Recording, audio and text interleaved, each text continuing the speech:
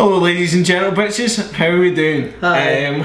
And plus Michael, I've got Michael today. Michael's kind of my assistant slash village idiot type thing. Hopefully Michael can learn some things as well as you. I'm going to be reviewing two products today. Patronise, patronise, patronise. Hello everybody, patronise. I'm going to be reviewing the Fotga, or whatever, however the hell you pronounce it, I don't know. It says Fotga. Fotga. Fotga. I bought it without being able to pronounce it. I don't think that's a problem. No, I don't think. I mean, is that like ordering a mail order bride and you can't pronounce their name? Is that a problem? No, it doesn't really matter because the mail order bride will probably just change her name to whatever you want. Yeah, exactly. Yeah, exactly. That's why you tend to find a lot of them change their name to like Susan when they come over. You're like, that's not your real name. Anyway, back to the products. The two ones I've got today on QVC. are the. If you call right now, the deal will be unbelievable. Nobody will answer. DP500, it's a hard stop follow focus, easy. What would you like me to get started with, Michael? Well, first of all, explain what that is and why you bought it. Okay, so a follow focus, its main purpose is, this is the Red Rock Deluxe shoulder rig, is to attach. And the camera is for a camera. This is for a camera. Most people that are watching this will know, but I guess. But most of our subscribers will be like, what is this? What is this? What's going on? This is all stuff for film equipment, basically. Tinkering the Transformer. This is what I actually do for a living, and I thought, yeah, no, Optimus Prime will come out of this in about 20 seconds.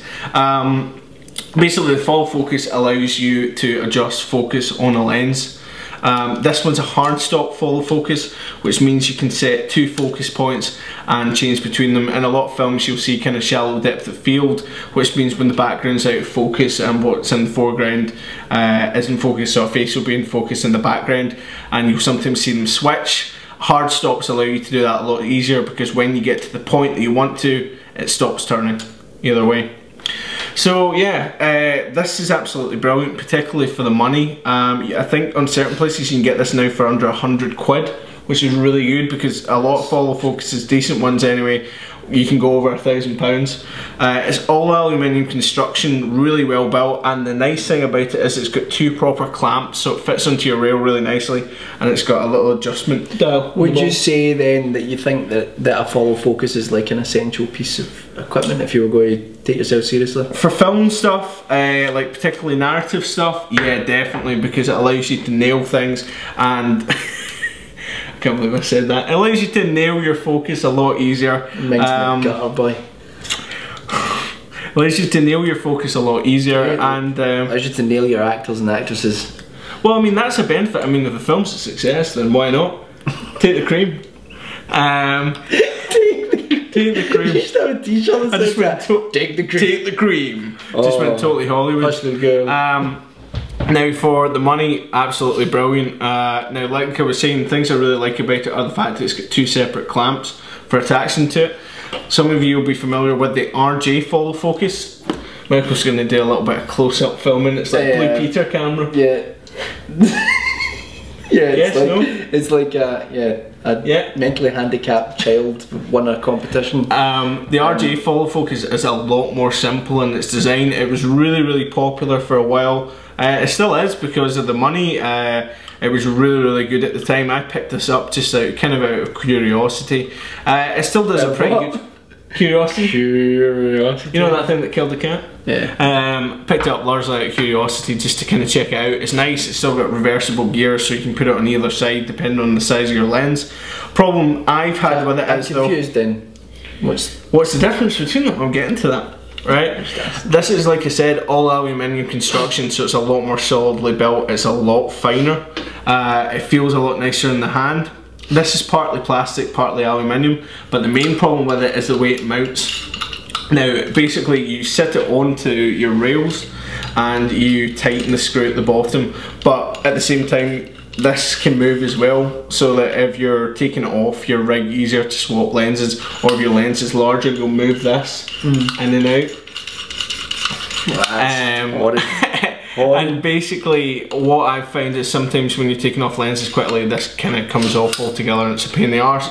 So that's why it's really nice to have these two adjustable screws that just lock it straight onto the tripod, and then you can move, not tripod, sorry, rails, and then you can move the screw at the bottom just to adjust it like that.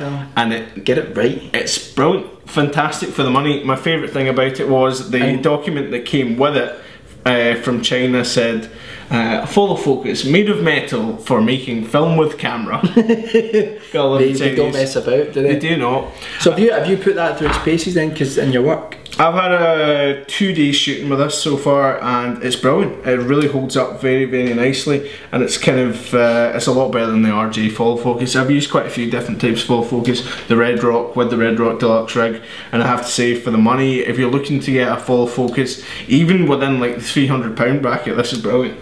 Particularly the hard stops makes things a lot harder, because sometimes when you're trying to pull focus between 2 points, it's tough, particularly with the RJ full focus. You've got to just kind of guesstimate it.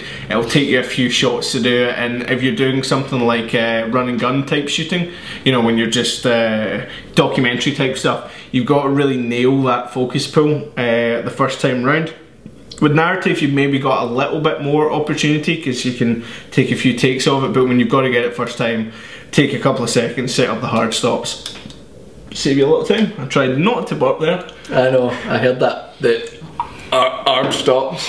Yeah, and the box isn't much. This is a box. Yeah, the box isn't much to write home about, but if you're going to buy it based on the box, you're a dick. Sorry, Apple customers. So yeah, let's get that out of the way. So, the next item on the agenda is the Samyang T1.5. I'll hold it up to the camera here and up to the camera here. T1.5 35mm. Now, some of you will be familiar with this this lens here, which is 35mm 1.4. This lens has been around for quite a while. Samyang have got really famous for making pretty good quality lenses, particularly for the money. I mean, this is about £350, which is great. It's fully manual, and this is it here.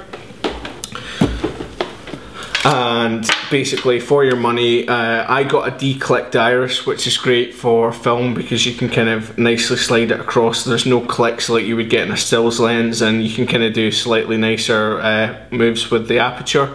The only problem with it is it doesn't come with a gear for your follow focus. I've got a gear attached here.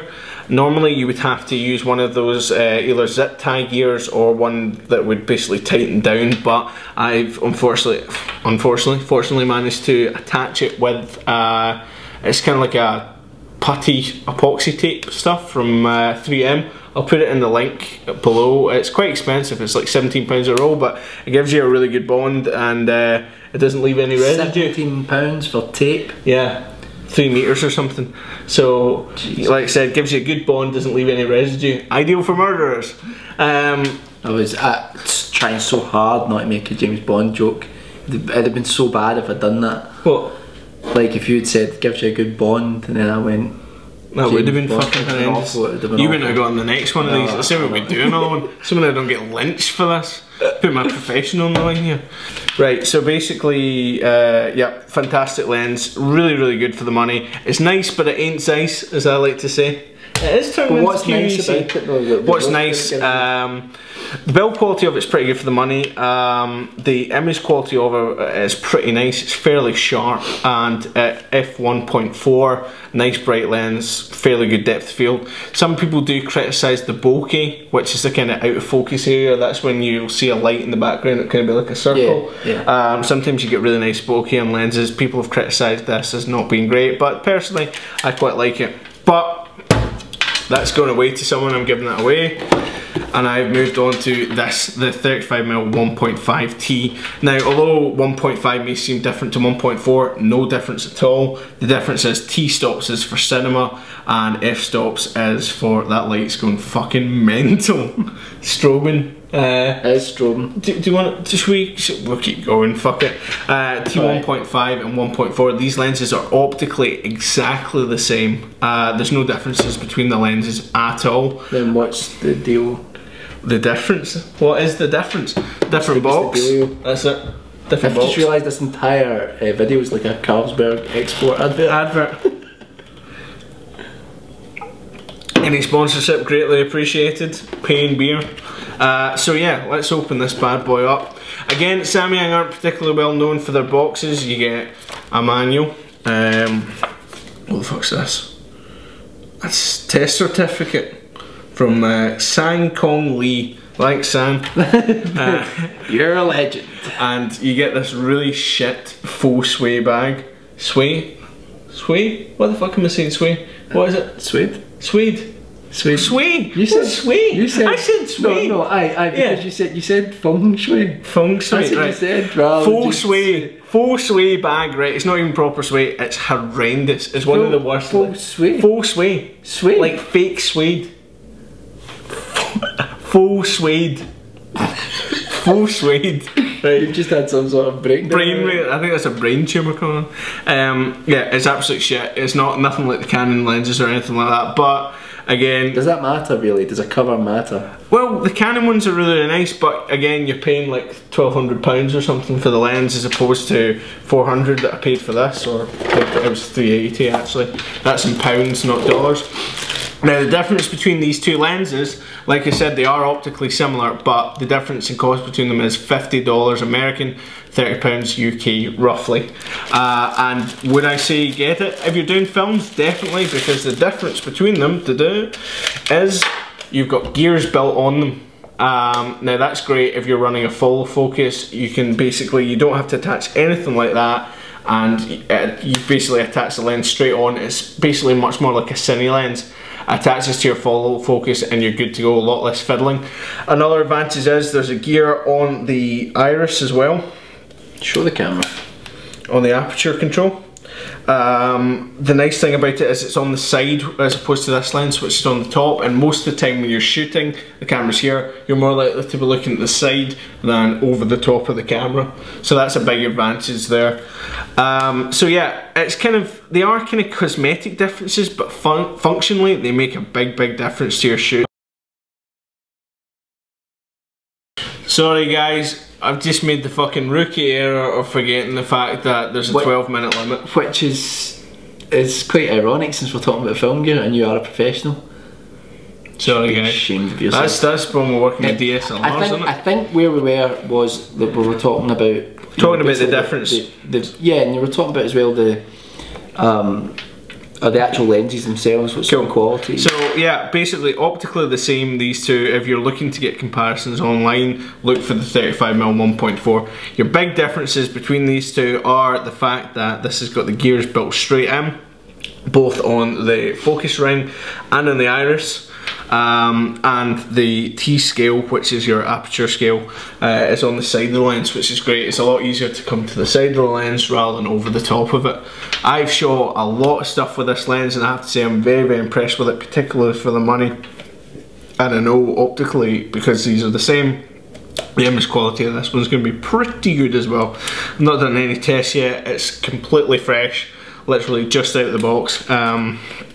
And I'm quite excited about Samyang, because Samyang came round and they've really kind of went balls deep in the film community, and they're offering some really great solutions for not a lot of money. Currently they've also got a 24mm and an 8mm lens, and rumour has it they're going to bring the 8mm? An 8mm? An 8mm lens? No. That's quite wide, isn't it? An 8mm must have stalked the fuck out of everything. No, it's not too bad. Really? Yeah. You're taking the piss out of me. No, it's an 8mm lens. No. Seriously? That's fucking 11 that's on that. I know, 11 but to 16, there's an 8mm lens. But then that I think it's, from memory it's a fisheye. Right. Alright? I'm just saying that the wider you go, the more distortion you get. Distortion. Cool. We'll speak to the expert here. Yes, you're a professional, I'm not. No, Michael is a good guy. Sounds like I get fired. You're a good guy. You're a good guy, Michael, but this is while you're pumping my daughter. Oh, I should be out in the street. You got a kid to pay for. Back on topic, fuck's sake. Yeah, so what I'm excited about is the idea that they might be bringing in a 50mm and an 85mm, which means you'll have a whole gauge. Would you stick with that brand? I would stick with Samyang, because the idea is you could potentially get a whole set of cine lenses for £2 grand. You know, you could get 5 lenses. Say they're £400, they're just under that, but say they're £400, you can get 5 lenses for £2 grand, which is great, because if you want to get a Zeiss CP2, which is the Zeiss cine lenses, which are nicer, but you're paying between like £2.5–3 grand, maybe more, for those, so it's going to cost you a lot to build up a collection. But if you just want some fairly decent lenses and you want a good range, Samyang's really good to go for. And like I said, I've been really impressed with so far what they've given to the filmmaking community for the money. And what lens are you using? Well, I'm recording with a Takina 11-16 at the moment, the f2.8, absolutely fantastic lens. If I would say at the moment, if you're picking up something in Canon mount or otherwise, the two lenses to pick up are the Takina 11-16 and probably the Samyang 35mm. That's for a crop sensor camera like this, which is like 1.6 times crop, so it's not full frame, it's less than that, so anything that you get you have to times by 1.6 and that gives you what it would be in full frame. Those would it is slight pain in the arse, but you kind of get used to it. But the advantage is if you're using like telephotos and stuff, you get that benefit. 100mm becomes 160. Now the advantage that you've got with the Samyangs is they're full manual lenses, right? So there's no electronic control. So if you come to a point later on where you want to buy a camera from another manufacturer, they're much easier to convert. Lenses like the Takina, you can send away for a conversion process, but it's very expensive. So on the whole, keep to purely manual lenses like this, but pick up the Takina if you're going to stick, say, Canon, for example. I think it does not depend as well, like, you know, whether if you're wanting to shoot video or you're wanting to shoot photography. Oh yeah, there's a huge difference. I mean, this is technically a stills lens, but Samyang have gone very, very far towards the film side of the community. I mean, I personally wouldn't really like to shoot stills with that. You could, but the full manual nature of it kind of slightly turns me off, and the way I've got this set up now, I wouldn't choose to shoot stills with that. That's just for video. Yeah. So you're a veritable encyclopedia. Hopefully this has been relatively helpful for people. And as I said earlier before the camera had shut off, this is the most serious you'll ever see Calum. It's the only time you're ever serious is when you're talking about film equipment. If you go back to any of my other videos, you'll see I'm fucking mental. Now the thing is, I don't know how much I left out. No, we did that because we did a really good dry run, and obviously it wasn't meant to be a dry run. It was meant to be. It was meant to be it. No, that was the end of it. We did say that, you know, we have a bunch of film projects. I know we've been saying for a long time that we're going to do them, but we are in full swing now. And because of that, we've got other equipment as well, because we were talking about like the LED lights, the 160. It's been finding the time to do it. You've been busy with work. Work's been very busy for me. We've got a lot of film stuff going on. There's other filmmaking videos that we could make. Yeah, definitely. We're going to look at some of the other equipment we've got going up. Our first film we're going to be shooting partly on a GoPro for kind of point of view stuff. So I'm picking up the GoPro Piro 2. Piro 2. That's the Chinese knockoff. GoPro Chiro 2. Fuck, I can't believe it. Yeah, so it's a long day for you. It's been a long fucking day. And you're drinking. And I'm drinking. Yeah, so we'll be picking that up. I know it's been out for a while, but I'll give my thoughts on that. And I've got a few other things knocking about as well. The spoon that I'll give you reviews about as well if you find this remotely helpful. If you guys have got any questions, ask in the comments below. And Calum will answer them. Calum will answer them. I'll read them, but he'll answer them. Is that white or vaguely creamed? It's off-white. It's off-white. Probably not intentionally off-white. No, that's the thing. Don't give this as a Christmas present or something, because if you're expecting this to be a big hoo-ha, this box, it definitely isn't. But the lens there is something nice about getting a good box, but really it is the product. Definitely. So I'm going to get cracking with this. So I'm going to swap this out. Like I said, this is going away to someone, so that's to that. And yeah, no, it's great. That's that. Yeah, I'm just going to start talking piss, more so than usual. I'm going back to my old self. Hopefully you guys have got something out of it, and for our regular subscribers this is maybe a little bit different to what we normally do, but don't worry if you're not into filmmaking or you're not into filmmaking equipment or anything like that. We drew up a list tonight, didn't we? We did. We're going to try and keep to a release schedule, which is probably, there's probably a few of you sitting there going, oh, I've said that before. But we are. Yeah, we really are, and things should be much better now because I've got more time as well, so we should be able to meet up a bit more. Yep, so hopefully that's helped people, and yeah, that's it. Peace in the Middle East. Can I go home now? You are home, Michael. See you later, guys. Oh God.